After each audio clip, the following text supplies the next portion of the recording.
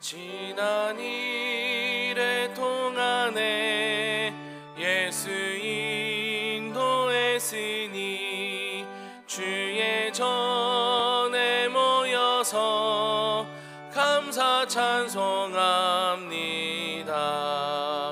가장 복된 이날인 하늘 안식표로다. 가장 복된 이날인 하늘 안식표로다.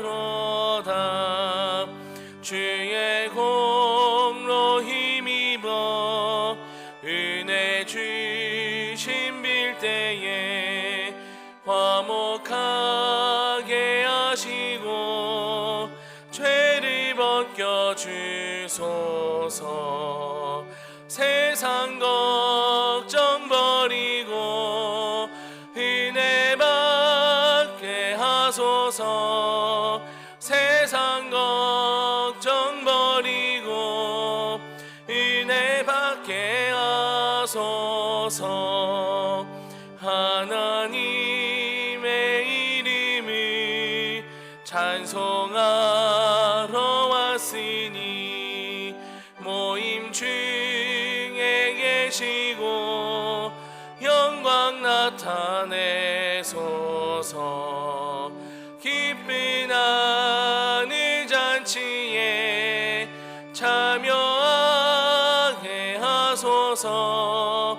기쁜 하늘 잔치에 참여하게 하소서. 주의 기쁜 복음을 모두 듣게 하시고 주의 은혜 베풀어 위로하여 주소서. 주님 오실 때까지 이 날 지키리로다.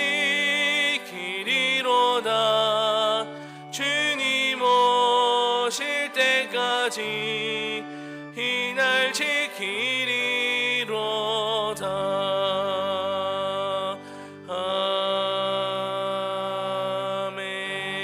아멘. 여호와의 천사가 또 다시 와서 어루만지며 이르되 일어나 먹으라. 내가 갈 길을 다 가지 못할까 하노라 하는지라. 이에 일어나 먹고 마시고 그 음식물의 힘을 의지하여 40주 40야를 가서 하나님의 산 호렙에 이르니라. 아멘.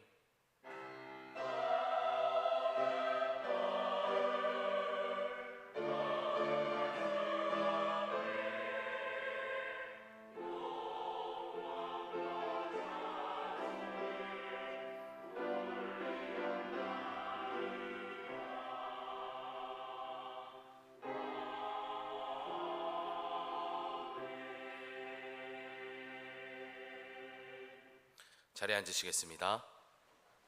교독문 70번 이사야 42장 말씀을 교독합니다. 교독문 70번 이사야 42장의 말씀을 함께 교독하시겠습니다. 내가 붙드는 나의 종 내 마음에 기뻐하는 자 곧 내가 택한 사람을 보라.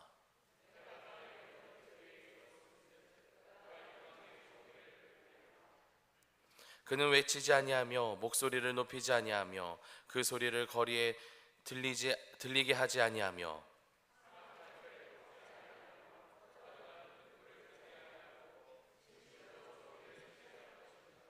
그는 쇠하지 아니하며 낙담하지 아니하고 세상의 정의를 세우기에 이르리니 나 여호와가 의로 너를 불렀은즉 내가 내 손을 잡아 너를 보호하며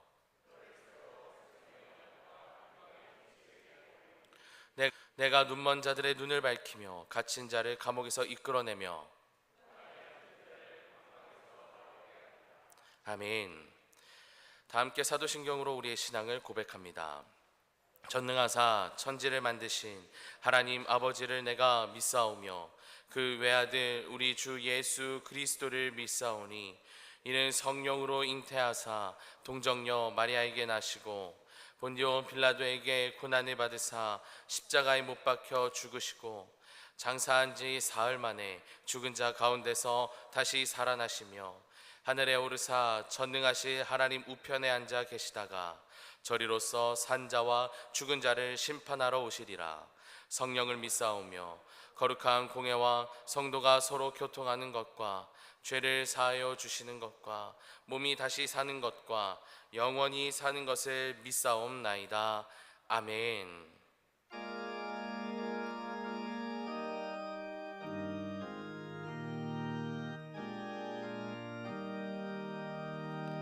성부 성자와 성령 영원히 영광 받으옵소서.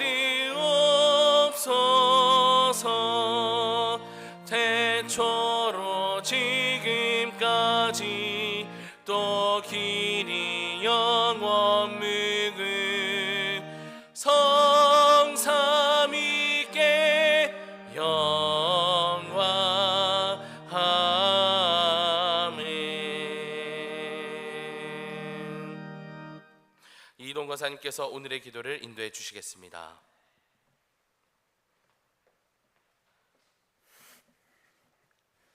아버지 하나님, 지금 이 시간까지 저희들 호흡하고 활동할 수 있도록 지켜주셔서 하나님을 나의 아버지라고 고백하고 기도할 수 있는 이 지금의 현실을 감사드립니다. 우리들이 하나님께서 허락하신 각자의 삶에 관하여 감사할 수 있는 그 믿음 주시기 원합니다. 지금까지 지내온 우리들의 삶이 평안하게 살아온 사람들은 지금까지 지내온 곳 주의 크신 은혜라고 고백하기가 어렵습니다. 우리들은 어려움이 닥쳐와 앞이 캄캄할 때 하나님께 살려달라고 단순하고 애절한 기도를 합니다. 하나님 아버지, 우리가 아무리 좋은 계획을 세워도 그 길을 인도하시는 이는 하나님이신데 우리들의 모든 목표가 주님의 뜻과 일치되게 해주시고 우리들의 중심이 주님과 코드가 일치가 되어서 우리들의 기도가 주님께서 원하시는 그 나라와 그의 의를 위한 기도로 인도해 주시기 간구합니다. 그러므로 우리들이 간구하는 그 기도가 실제로 우리가 응답받는 역사가 있으므로 우리가 임마누엘의 하나님 만나게 해 주시옵소서. 진리를 알지니 진리가 너희를 자유롭게 하리라고 하셨사오니 우리가 진리를 알므로써 우리의 죄와 그리고 사망과 우리의 삶이 자유롭게 되기를 원합니다. 이제 이 시간 목사님의 입으로 나오는 그 말씀은 하나님의 말씀인데 우리가 실제로 하나님의 감동으로 말씀을 듣게 됩니다.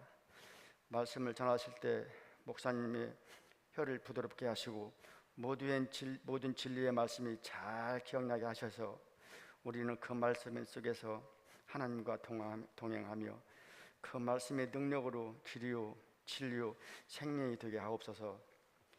찬양 받으시기 위하여 인간을 지으신 하나님, 오늘의 찬양이 하나님께서 기뻐 받으시고 하나님께서 설레 있는 찬양으로 인도해 주시옵소서. 예수님의 이름으로 기도하옵나이다. 아멘.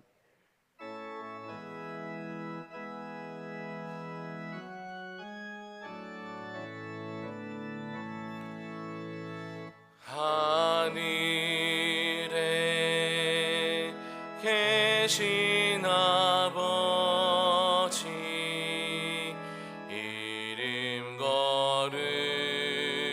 거룩하사 주님 나라 임하시고 뜻이 이루어지다.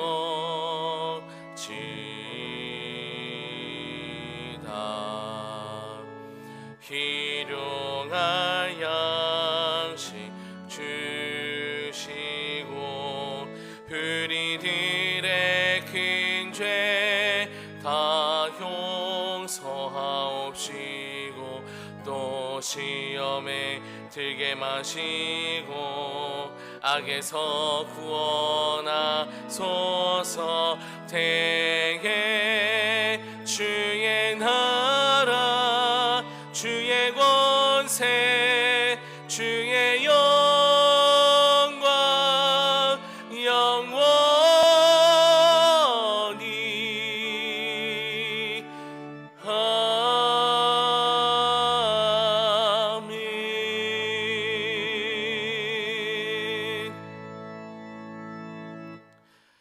우리에게 주신 하나님의 말씀은 사무엘하 16장 5절에서 14절까지의 말씀입니다. 구약성경 489쪽쯤에 있습니다. 하나님의 말씀 사무엘하 16장 5절에서 14절까지의 말씀입니다. 구약성경 489쪽쯤에 있습니다. 이 시간 하나님의 말씀이 선포될 때 자리에서 일어나시겠습니다. 유상희 집사님께서 하나님의 말씀을 봉독합니다.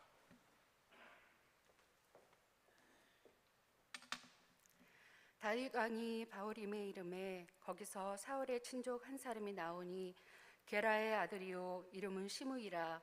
그가 나오면서 계속하여 저주하고 또 다윗과 다윗 왕의 모든 신하들을 향하여 돌을 던지니 그때의 모든 백성과 용사들은 다 왕의 좌우에 있었더라. 시므이가 저주하는 가운데 이와 같이 말하니라. 피를 흘린 자여 사악한 자여 가거라 가거라. 사울의 족속의 모든 피를 여호와께서 내게로 돌리셨도다. 그를 이어서 내가 왕이 되었으나 여호와께서 나라를 내 아들 압살롬의 손에 넘기셨도다. 보라, 너는 피를 흘린 자이므로 화를 자초하였느니라 하는지라. 스루야의 아들 아비새가 왕께 여짜오되 이 죽은 개가 어찌 내 조왕을 저주하리이까. 청하건대 내가 건너가서 그의 머리를 베게 하소서 하니 왕이 이르되 스루야의 아들들아, 내가 너희와 무슨 상관이 있느냐. 그가 저주하는 것은 여호와께서 그에게 다윗을 저주하라 하심이니 내가 어찌 그리하였느냐 할 자가 누구겠느냐 하고, 또 다윗이 아비새와 모든 신하들에게 이르되 내 몸에서 난 아들도 내 생명을 해하려 하거든 하물며 이 베냐민 사람이랴. 여호와께서 그에게 명령하신 것이니 그가 저주하게 버려두라. 혹시 여호와께서 나의 원통함을 감찰하시리니 오늘 그 저주 때문에 여호와께서 선으로 내게 갚아주시리라 하고, 다윗과 그의 추종자들이 길을 갈 때에 시므이는 산비탈로 따라가면서 저주하고 그를 향하여 돌을 던지며 먼지를 날리더라. 왕과 그와 함께 있는 백성들이 다 피곤하여 한 곳에 이르러 거기서 쉬니라. 아멘.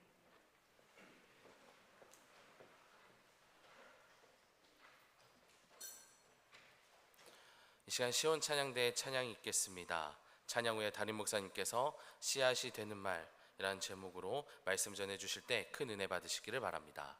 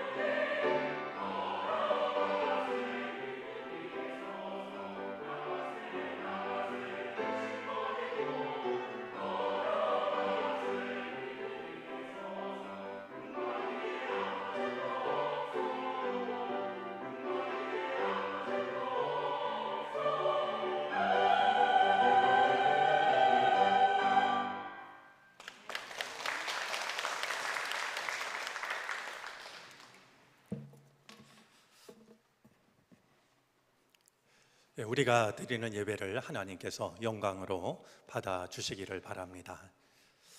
시온 찬양대 찬양 감사합니다. 우리는 한 5분여 이렇게 찬양을 듣지만 이 찬양을 준비하기 위한 시간은 훨씬 더 많을 겁니다. 곳곳에서 예배를 위해 수고하시는 분들이 많이 계신데 그 정성을 주님께서 기억해 주시기를 바랍니다. 수도자 4명이 기도의 방에 들어가서 일주일간 침묵 기도를 드리기로 했습니다. 각자 벽을 바라보고 기도를 드리기 시작했는데요. 한 30여 분 지났을 때 한 수도자가 이렇게 말합니다. 내가 방에 가스불을 안 끄고 온 것 같아. 그러자 또 한 수도자가 바로 말을 받습니다. 당신은 우리가 일주일 동안 아무 말 안 하기로 한 것을 벌써 잊었소? 그래서 또 한 수도자가 이야기합니다. 이런 바보들, 그새 못 참고 입을 열다니. 한 수도자가 남았는데요. 그도 역시 이렇게 말하고 맙니다. 하나님, 저는 아직도 입을 열지 않은 유일한 한 사람입니다. 이런 말도 있습니다. 수도자 3사람이 3년 동안 침묵 기도를 바치기로 하고 광야, 동굴을 찾아갑니다. 나란히 있는 동굴에 한 사람씩 들어가서 기도를 드리는데요. 한 3달쯤 지났을 때 말 한 마리가 수도자들이 들어간 동굴 앞으로 달려갔습니다. 그로부터 한 3달이 지났을 때 한 동굴에서 이런 소리가 들려옵니다. 3달 전에 지나간 말은 갈색 말이었다. 또 아무 말이 없는데요. 한 3달쯤 지나서 어느 동굴에선가 이런 말이 들려옵니다. 그때 지나갔던 것은 갈색 말이 아니라 회색 말이었다. 한 3달쯤 지나갔을 때 또 한 동굴에서 마침내 이런 말이 들립니다. 나는 아직도 아무 말을 하지 않았다. 사실 우리가 말을 하지 않는다라고 하는 것이 얼마나 어려운 일인지를 생각하게 해주는 이야기들입니다. 우리가 우리 인생에서 만나게 되는 중요한 주제들 8가지를 정해서 한 주씩 말씀을 나누고 있습니다. 지난주 죽음에 관한 말씀에 이어서 오늘 나누려고 하는 말씀은 언어, 말에 대한 말씀입니다. 사실 이 죽음과 언어는 아무 상관이 없는 것 같지만 2가지 점에서 연관이 있다라고 여겨집니다. 하나는 죽음은 우리 인생에 있어서 단 한 번 찾아오는 일이지만 이 말이라고 하는 것은 우리의 생활 속에서 늘 마주치게 되는 일상의 일이라는 점입니다. 죽음은 단 한 번 맞이하는 일이고요. 이 말은 우리의 생활 속에서 늘 마주하는 일이라는 점이죠. 또 한 가지 연관점이 있다라고 여겨지는 것은 말을 어떻게 하느냐에 따라서 누군가를 살리기도 하고 죽일 수도 있다라는 점입니다. 그런 점에서 이 말과 죽음은 아주 무관하지 않다 생각이 됩니다. 우리가 이 세상에 태어나서 말을 배운 이후로 여러분 한번 생각해 보실래요? 내가 하루에 말 한마디도 안 하고 산 날이 얼마나 되는지 말이죠. 그런 날이 딱히 떠오르지 않을 만큼 우리는 말을 배운 이후로 늘 말을 하면서 살아갑니다. 탈무드에 보면은요, 하나님께서 사람을 만드실 때 귀를 2개 만드시고 입을 하나 만드신 이유를 설명합니다. 생각해 보면 그렇지 않습니까? 귀는 2개인데 입은 하나 아니겠습니까? 탈무드에서 말하는 그 이유는 듣기를 말하기에 2배로 하라고. 다른 사람의 말을 귀담아 듣는 일을 내가 말하는 것보다 2배로 하라고 하나님께서 입을 하나, 귀를 2개로 만드셨다는 거예요. 이게 입이 하나인데도 세상이 이렇게 시끄러우니 입이 앞뒤로 달렸으면 아마 이거 정말 감당하기 힘든 세상 아닐까 모르겠습니다. 우리 옛 시조 중에도 말에 대한 시조가, 우리가 잘 아는 시조가 있습니다. 말하기 좋다 하고 남의 말 맞을 것이, 남의 말 내 하면 남도 내 말 하는 것이 말로써 말 많으니 말 말을까 하노라. 말하기 좋다 하고 내가 남의 말을 해버리면 남도 내 말을 한다. 말로써 말이 많으니 아예 말을 하지 말을까 하노라. 이렇게 예시조는 노래를 합니다. 말에 관한 우리가 잘 아는 우리 속담 중에요, 말 한마디로 무엇을 갚는다고요? 천냥 빚을 갚는다 그랬는데요, 이 속담이 생겼을 법한 조선시대 쌀값으로 한번 환산을 해보면요, 이 천냥이 얼마나 되냐 하면 지금 돈으로 환산을 하면 약 7천만 원이 됩니다. 적은 돈이 아니죠. 말을 어떻게 하느냐에 따라서 말 한마디로 천냥 빚을 탕감받을 수 있는데요, 약 7천만 원에 해당하는 그런 빚도 탕감을 받는다라는 거예요. 근데 생각을 해보면 말 한마디로 천냥 빚을 갚는 사람이 더 많을까요? 말 한마디로 천냥 빚을 지는 사람이 더 많을까요? 우리는 말 한마디로 천냥 빚을 갚는다라는 속담을 잘 알고 있으면서도 말 한마디로 천냥 빚을 탕감받기보다는 한마디 말을 잘못해서 천냥 빚을 지는 이런 일들을 더 많이 경험하며 살아갑니다. 여러분, 상처를 주는 말 중에요, 맞는 말이 있다는 거 아십니까? 맞는 말이 상처를 줍니다. 물론 무심한 말, 툭 뱉은 말, 생각 없이 하는 말, 이런 말들도 상처를 주지만요, 맞는 말도 상처를 줘요. 미국의 고속도로 옆에 이제 많은 그 호텔들이 있습니다. 모텔이 있죠. 그런데 그 많은 모텔 중에서요, 유난히 손님이 많이 찾아오는 모텔이 하나 있었어요. 왜 그랬을까? 숙박비가 쌌을까? 아니면 시설이 좋았을까? 아침밥이 좋았을까? 아닙니다. 그 모텔의 이름은요, 별 5개가 빛나는 집인데요,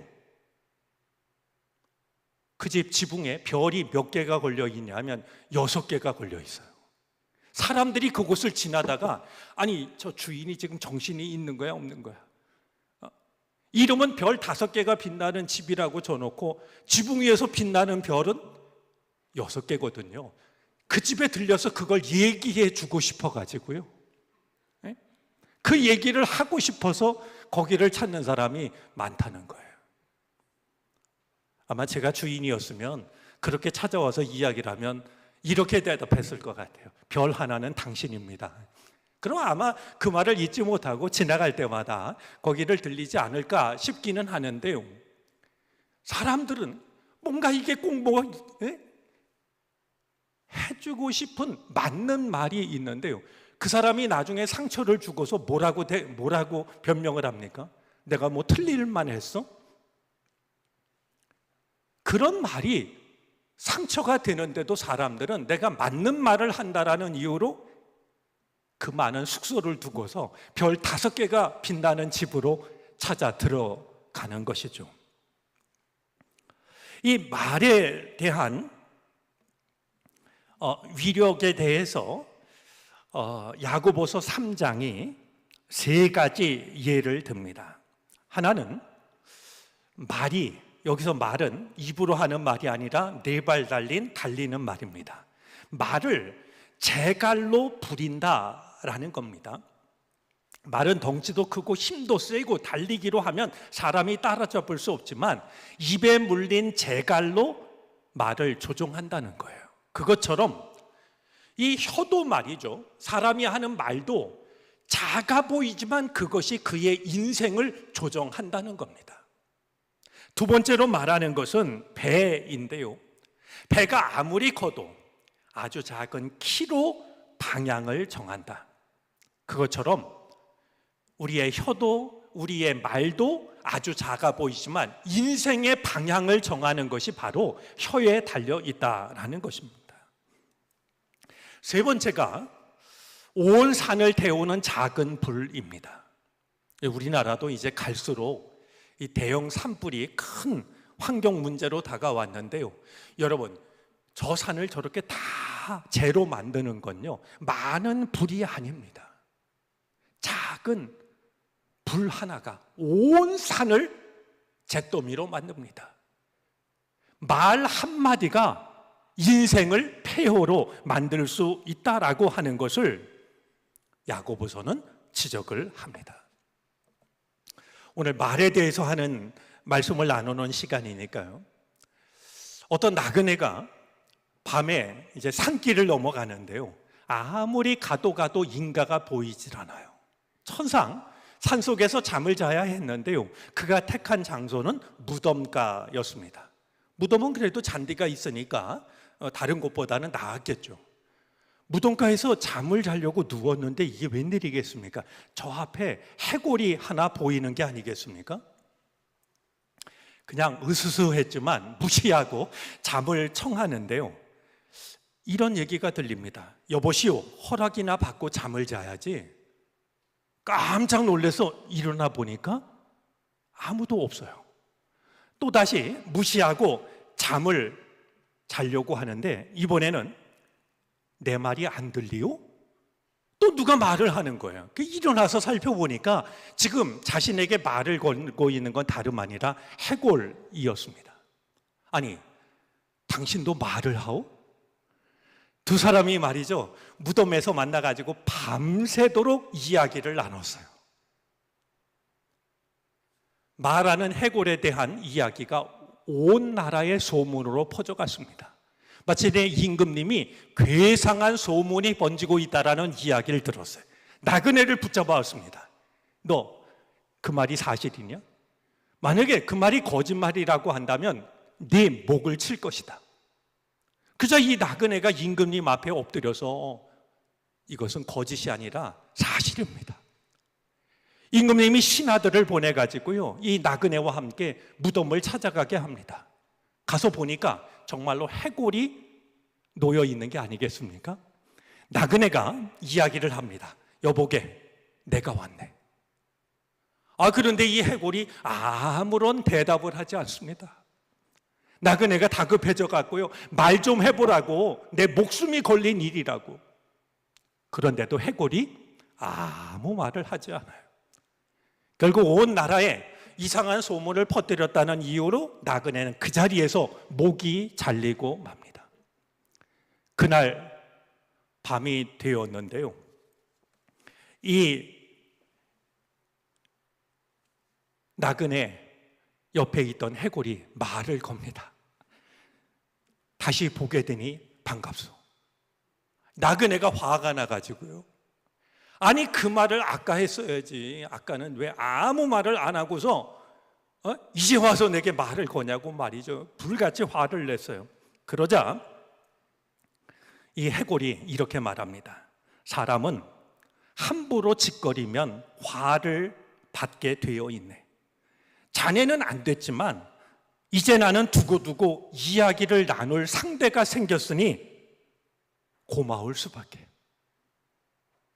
나그네는 할 말이 없었다라는 이야기입니다.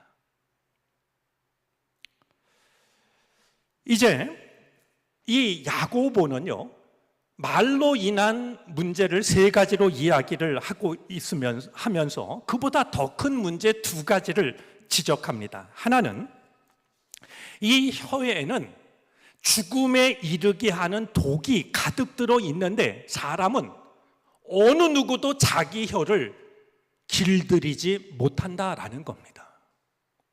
온갖 동물들을 다 길들일 줄 아는 이 인간이요, 혀에 독이 가득 들어 있는데 자기 혀를 길들일 줄 모른다. 또 한 가지, 그가 지적하고 있는 큰 문제가 하나 있는데요, 우리가, 하나님을 믿는 우리가 한 입을 가지고 찬양을 하기도 하고, 오늘 마침 우리 시온 찬양대회가 있는, 한 입으로 찬양을 하기도 하고 한 입으로 저주를 하기도 하니 이게 있을 수 있는 일이냐? 한 샘에서 어찌 단물과 쓴물을 낼 수가 있겠느냐? 라고 우리가 말하는 이 말의 문제가 얼마나 중요한 문제인지를 생각하게 합니다. 그러면서 이 야고보서가 말에 대해 내리는 중요한 결론이 있습니다. 우리가 다 실수가 많으니 만일 말에 실수가 없는 자라면 곧 온전한 사람이라. 말에 실수가 없는 사람이 온전한 그리스도인이라고 야고보서는 결론을 내리고 있습니다. 여러분, 잠언이 31장으로 되어져 있는데요, 잠언이 31장으로 되어져 있는 것이 의미가 있다라고 여겨집니다. 오늘이 며칠인가요? 오늘이 19일인가요? 네. 그러면 내가 매일같이 성경을 읽지 못했다 할지라도 오늘 19일 날 잠언을 펼치면 19장을 읽는 거예요. 잠언이 몇 장으로 되어 있다고요? 31장. 한번 그렇게 잠언을 읽으실 때요, 여러분들이 성경 밑줄을 긋을 때 사용하지 않았던 그 색연필을 하나 구해가지고요, 말에 대한 잠언의 말씀이 뭐가 있는지를 한번 밑줄을 그어보세요. 굉장히 많을 겁니다. 그만큼 이 말은 우리 인생에 있어서 아주 흔하게 일어나는, 지혜로운 자와 어리석은 자를 구분하는 중요한 기준이 되는데요, 예를 들면 잠언 10장 11절입니다. 의인의 입은 생명의 샘이라도 악인의 입은 독을 머금었느니라. 15장 28절입니다. 마음이 올바른 사람은 깊이 생각하고 대답하지만 나쁜 사람은 악담을 함부로 퍼붓는다. 모두 잠언에 담긴 말씀들입니다. 한번 여러분들이 오늘 말에 대해서 우리가 말씀을 나누고 있으니 잠언서를 펼쳐놓고 한번 말, 언어, 혀에 관한 말씀들을 한번 읽어보시면서 우리의 언어 생활을 돌아보는 것도 유익할 거라고 여겨집니다. 오늘 언어에 대해서 말씀을 나누는 이 시간, 우리가 생각하려고 하는 주제는 씨가 되는 말입니다. 씨가 되는 말. 말은 우리의 입에서 사라지면 허공으로 사라지는 게 아니라요, 우리가 하는 말은 모두가 씨앗이 됩니다. 우리의 인생을 매우 단순하게 표현하면요, 내가 말로 뿌린 씨앗을 거두어 드리는 것이 우리의 인생입니다. 사실 이 의미는 우리 말 그 자체가 가지고 있습니다. 우리 말씨라고 말하지 않습니까? 이것은 말하는 사람의 어투, 태도가 아니라요, 말이 곧 씨앗이라고 하는 것을 돌아보게 합니다. 말이 곧 씨라고 하는 것을 오늘 성경 속에 나오는 시므이라는 사람이 보여줍니다. 지금 성경 속의 다윗은요, 그의 인생에 있어서 가장 비참한 순간을 지나가고 있습니다. 아들 압살롬이 아버지에게 대항해서 쿠데타를 일으켰습니다. 부하, 신하가 일으킨 게 아니라요, 아들이 아버지에게 반란을 일으켰어요.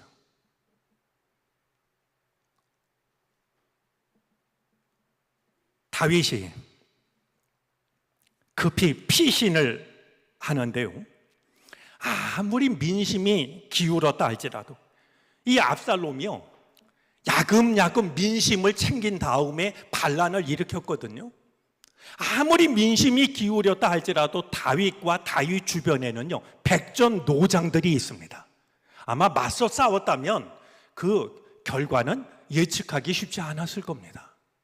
그런데 다윗은 압살롬이 반란을 일으키자 급히 피신을 합니다. 열세였기 때문일까요? 저는 그렇게 생각하지 않습니다.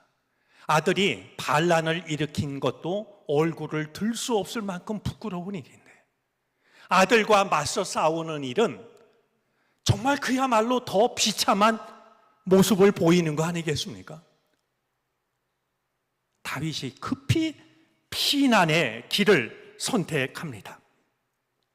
이 피신을 가는 다윗의 모습이 사무엘하 15장 30절에 담겨 있는데요, 이렇게 기록하고 있습니다. 다윗은 올리브산 언덕으로 올라갔다. 그는 올라가면서 계속하여 울고 머리를 가리고 슬퍼하면서 맨발로 걸어서 갔다. 다윗과 함께 있는 백성들도 모두 머리를 가리고 울면서 언덕으로 올라갔다. 다윗의 비참함이 그의 모습을 통해서 고스란히 드러납니다. 울면서 걸어가는데요, 고개를 못 들고 고개를 숙이고, 또한 그는 맨발로 걸어서 갔다라고. 그의 아픔과 그가 느끼는 괴로움이 얼마나 큰지를 그림처럼 이야기를 하고 있습니다. 그런데요, 다윗이 이렇게 비참한 길을 걸어가고 있을 때 계속해서 다윗을 쫓아오면서 다윗에게 저주와 악담을 퍼부은 사람이 있었습니다. 시므이라는 사람입니다. 시므이가 이렇게 말합니다. 영영 가거라, 이 피비린내라는 살인자야, 이 불안당 같은 자여. 시므이는 악담만 퍼부은 게 아니라요, 땅에 있는 돌멩이를 집어가지고 다윗을 향해서 돌멩이를 집어 던집니다. 참을 수가 없었던 수르야의 아들 아비새가 다윗에게 말합니다. 저 죽은 개와 같은 놈이 높으신 임금님을 저주하는데 어찌하여 보고만 계십니까? 제가 당장 건너가서 그의 머리를 잘라버리겠습니다. 그때 다윗이 아비새를 말립니다. 내 몸에서 난 자식도 내 목숨을 노리는데 하물며 저 베냐민 사람이야 오죽하겠소? 목을 베겠다라고 하는 아비새를 말립니다. 아무 반응이 없으니까 더 기고만장해졌겠죠. 이 시므이는 계속해서 다윗을 따라오면서 저주하고 돌을 던지고, 돌이 없는 곳에서는 흙먼지를 일으키면서 다윗을 저주했습니다. 일은 이렇게 끝난 것처럼 보입니다. 시므이에겐 어떤 일도 일어나지 않았으니까 말이죠. 우리는 이 압살롬의 결국이 어떠한지를 잘 압니다. 그가 말을 타고 달리다가 그 자랑했던 압살롬의 머리카락이 상수리 나무에 걸리고 맙니다. 말은 달려갔고요, 상수리 나무에 머리카락이 걸린 채로 대롱대롱 매달려 있습니다. 그 모습을 본 요압이 창을 압살롬에게 던져서 심장을 꿰뚫어 버립니다. 압살롬은 그렇게 죽었고 다윗이 다시 예루살렘으로 돌아오는데요, 예루살렘으로 돌아오는 다윗을 무릎을 꿇어 맞이한 사람이 있습니다. 시므이입니다. 제가 죽을 죄를 졌습니다. 하지만 아비새는 참을 수가 없어가지고 역시 살려두면 안 된다라고 이야기를 합니다. 하지만 다윗은 하나님이 오늘 나를 회복시켜 주셨는데 내가 오늘 저를 죽일 수 없다라고 손을 대지 못하게 했죠. 아비새에겐 아무 일도 일어나지 않았습니다. 하지만 그게 전부가 아닙니다. 열왕기상 2장에 보면요, 다윗이 죽을 날이 되어서 아들 솔로몬에게 유언을 하는데요, 유언을 하고 있는 내용을 보면 시므이라는 이름이 나옵니다. 다윗이 솔로몬에게 이렇게 말합니다. 나는 그를 죽이지 않았지만 너는 그를 무죄한 자로 여기지 말아라. 여러분, 때때로 그렇지 않습니까? 누군가에게 말로 큰 상처를 준 사람이요, 상처 입은 사람이 그 말을 오래도록 기억하고 있으면 뭐라고 말합니까? 어이, 속도 좁지, 그 말을 아직도 기억해? 말한 자기는 너무나 쉽게 잊어버리고서요, 그 말이 아픔으로 남아있는 사람을 오히려 또다시 비난합니다. 하지만 다윗을 보면은요, 죽을 때까지도 잊혀지지 않는 말들이 있습니다. 오죽하면 다윗이 말이죠, 당장 시므이를 죽이진 않았지만 세상을 떠나는 날 그 중요한 말들을 하는 순간에 시므이가 죄가 없다고 생각하지 말라고 그 말을 남겼을까요? 아버지가 남긴 말을 기억한 솔로몬은 결국 법을 어긴 시므이를 죽이고 맙니다. 시므이를 죽일 때 솔로몬이 이렇게 말합니다. 시므이에게요, 당신은 당신이 나의 아버지 다윗 왕에게 저지른 그 모든 일을 스스로 잘 알고 있을 것이요, 그러므로 주님께서 당신이 저지른 일을 당신에게 갚으실 것이요. 당신이 저지른 일을 주님께서 갚으실 것이요 라는 이 한마디 말 속에는 바로 그가 뿌린 말의 씨앗이 그의 삶으로 되돌아온다라고 하는 것을 극적으로 보여주고 있습니다. 다윗이 쫓겨갈 때만 해도 그런 말을 해도 되고 그런 행동을 해도 아무 문제가 없을 거라고 생각했을지 모르지만 시므이가 했던 말은 고스란히 시므이 자신에게로 돌아와서 다윗은 아니었지만 그의 아들 솔로몬에 의해서 처형을 당하고 마는 결과로 나타나게 되었던 겁니다. 말이 씨앗이 된다라고 하는 것을 예수님도 말씀하신 적이 있습니다. 물론 조금 어투는 다르지만 말이죠. 예수님의 말씀 중에서 우리가 가볍게 여겨서는 안 되는 말이 있습니다. 마태복음 12장 36절인데요. 제가 공동번역 성경으로 마태복음 12장 36절을 읽겠습니다. 잘 들어라. 심판날이 오면 자기가 짓거린 터무니없는 말을 낱낱이 해명해야 할 것이다. 잘 들어라 라고 하시면서 심판날이 오면 너희가 했던 터무니없는 그 말에 대해서 낱낱이 내가 왜 그런 말을 했는지를 해명해야 할 날이 반드시 올 것이다. 이 말을 유진 피터슨 목사님은 메시지 성경에서 이렇게 옮겼습니다. 내가 너희에게 말한다. 부주의한 말 한마디 한마디가 되돌아와서 너희를 괴롭힐 것이다. 결산의 날이 올 것이다. 말에는 막강한 힘이 있다. 말에 신중을 기하여라.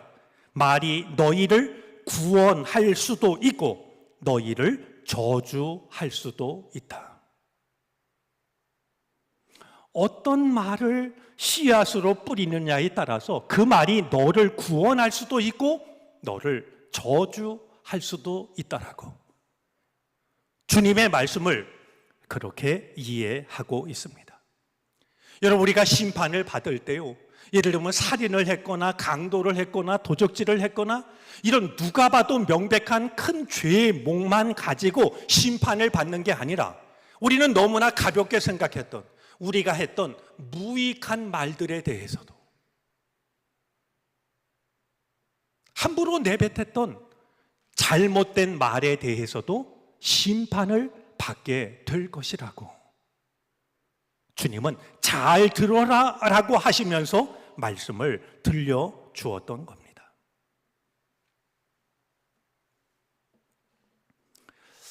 우리말에 낱말은 누가 듣고요? 새가 듣고 반말은 누가 들어요? 쥐가 들어요. 여러분, 낮말은, 낮에 한 말은 새가 듣고 밤에 한 말은 쥐가 듣는 거라고 한다면, 낮과 밤을 만드신 하나님께서, 새와 쥐를 만드신 하나님께서는 우리가 하는 모든 말을 듣고 계신 것 아닐까요? 시편 139편의 기자는, 시인은 이렇게 노래합니다. 하나님은 나를 속속들이 알고 계신데 얼마나 알고 계시냐 하면, 내가 입을 열어 말하지 않아도 내가 무슨 말을 하실지조차 알고 계십니다.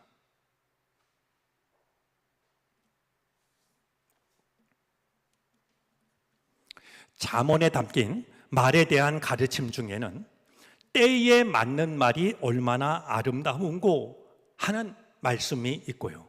10장 23절입니다. 12장 18절에 이런 말씀이 있습니다. 함부로 말하는 사람의 말은 비수 같아도 지혜로운 사람의 말은 아픈 곳을 낫게 하는 약이다. 우리가 하는 말이 비수와 같은 말이 될 수도 있고 아픈 곳을 낫게 하는 약이 될 수도 있다라고 우리에게 일러주고 있습니다. 때에 맞는 말, 고마운 말, 언제 생각해도 위로와 힘이 되는 말, 그 씨앗을 뿌리시기를 바랍니다. 그러면 내 인생의 열매를 내가 뿌린 씨앗대로 거두게 될 것입니다.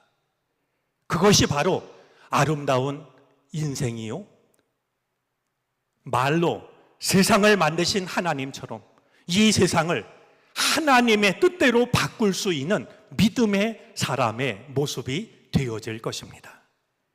좋은 씨앗을 뿌리셔서 좋은 인생의 열매를 거두는 복된 삶이 되시기를 주님의 이름으로 축복합니다.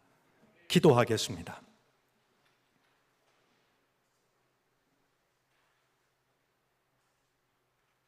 함부로 말하면 비수가 되고 지혜롭게 말하면 아픈 곳을 낫게 하는 약이 되는 말을 우리가 함부로 말하지 않도록 지켜주시기를 바라고 원합니다.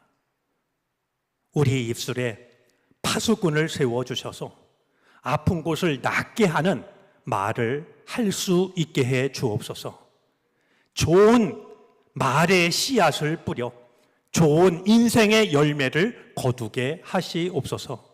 예수 그리스도의 이름으로 기도를 드립니다. 아멘.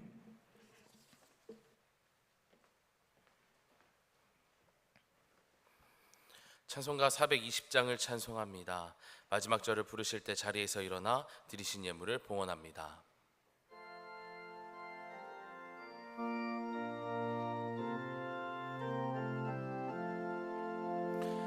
너 성결케 위해 늘 기도하며 너 주 안에 있어 늘 성경 보고 온 형제들 함께 늘 사귀면서 일하기 전마다 너 기도하라. 너 성결케 위해 내 머리 숙여 저 은밀히 계신 내 주께 빌라. 주 사귀어 살면 주 닮으리니 널 보는 이마다 주 생각하리.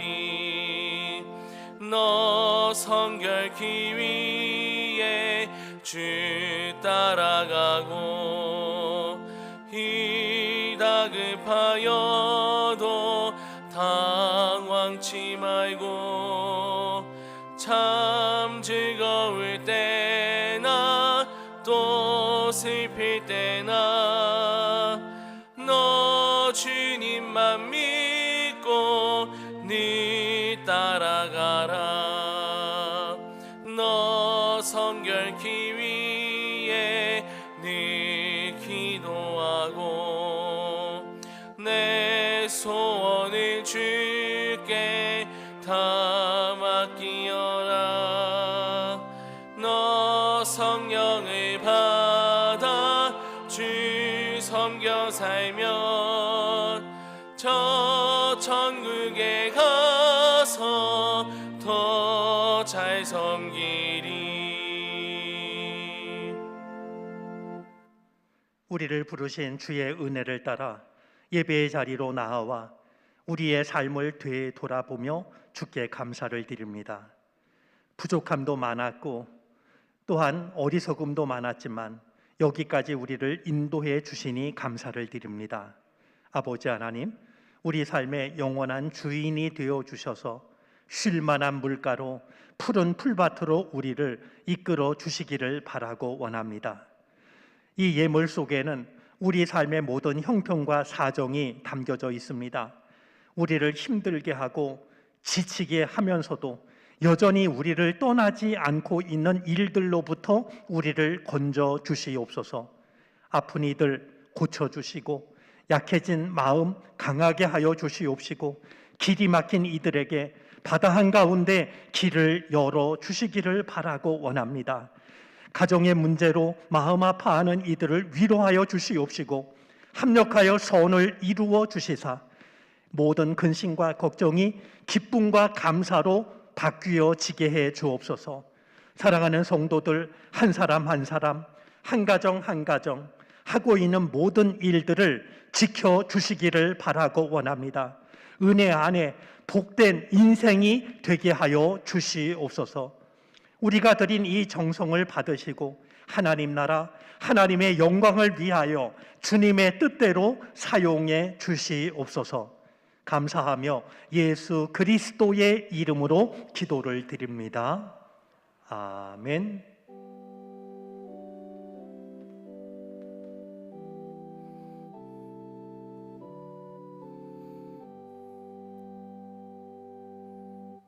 자리에 앉으시겠습니다.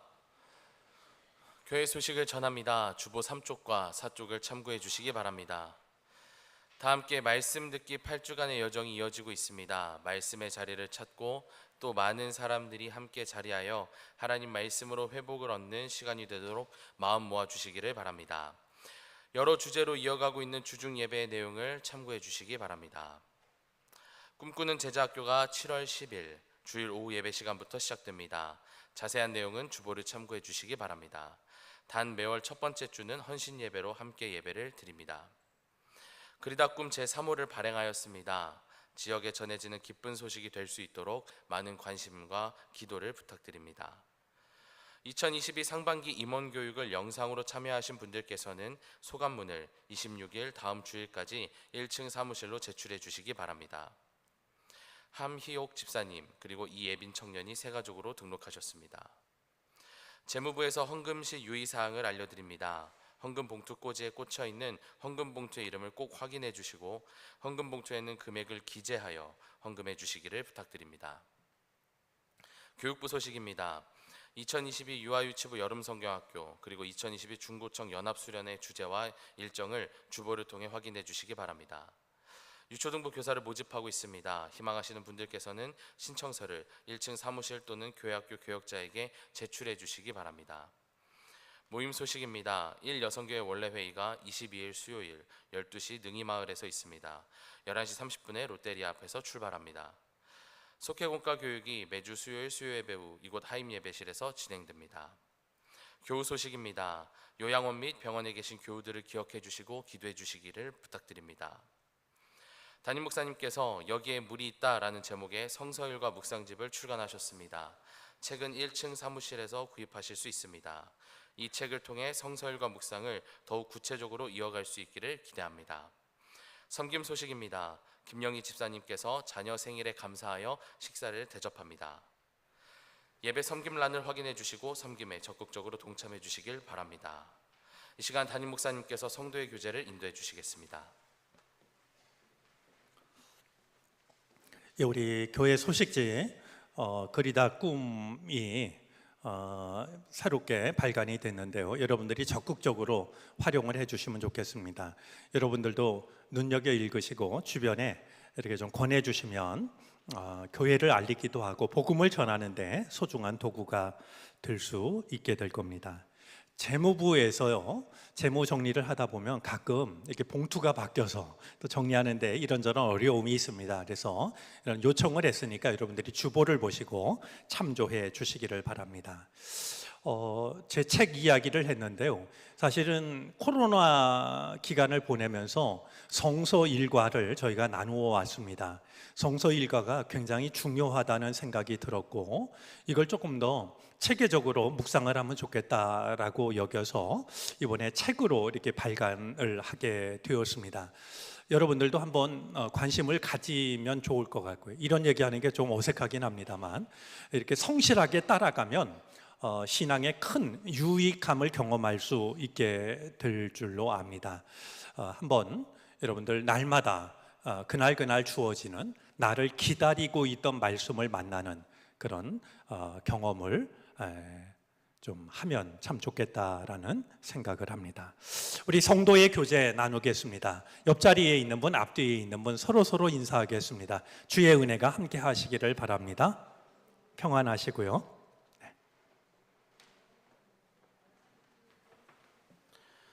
이제 다 함께 자리에서 일어나셔서 결단 찬송을 찬양합니다. 찬양 후에 담임 목사님의 축도로 예배를 마치겠습니다.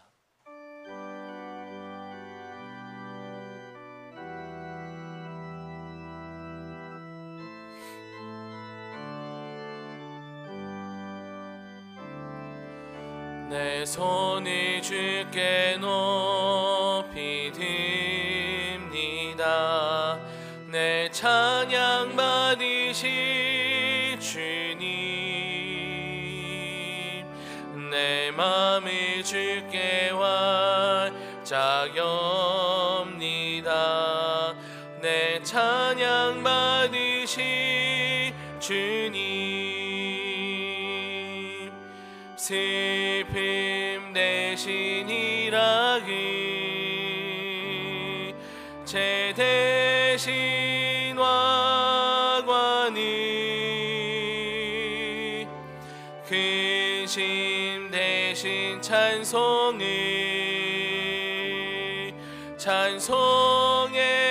옷을 주셨네. 슬픔 대신 일하기 제 대신 왕관이 근심 대신 찬송의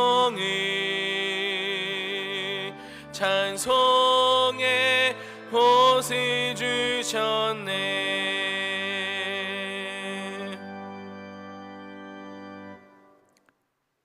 혼돈과 공허와 어둠의 세상을 말씀으로 아름답게 바꾸신 아버지 하나님, 그 은혜가 오늘도 우리에게 주의 말씀을 통하여 우리를 찾아오고 있음을 압니다. 우리의 혀를 지키시고 우리의 입술을 지켜주시옵소서. 말로 뿌리는 씨앗이 아름다운 씨앗이 되게 하여 주시고 누군가의 아픔을 고칠 수 있는 씨앗이 되게 해 주시옵소서. 우리가 거두는 열매가 마음을 다해 감사할 수 있는 아름다운 열매들이 되게 해 주시옵소서. 지금은 우리 구주 예수 그리스도의 크신 은혜와 아버지 하나님의 헤아릴 길 없는 사랑하심과 이끄시고 도우시는 성령의 은총이 이른 아침 주의 전을 찾아 정성으로 예배하고 하나님께서 맡겨주신 삶의 자리를 향하여 믿음으로 나아가는 모든 주님의 백성들 머리 위에 이제로부터 영원토록 함께 계시옵기를 간절히 축원하옵나이다. 아멘.